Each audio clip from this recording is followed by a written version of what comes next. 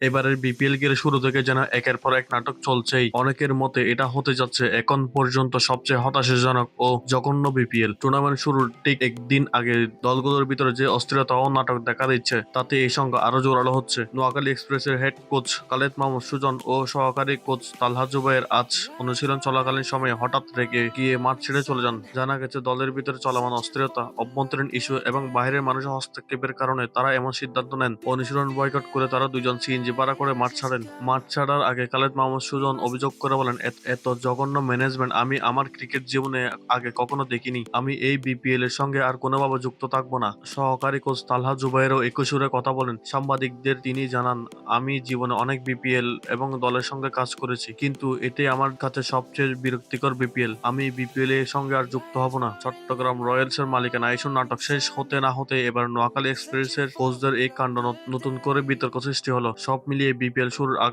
পরিস্থিতি বেশ অস্বস্তিকর হয়ে উঠেছে।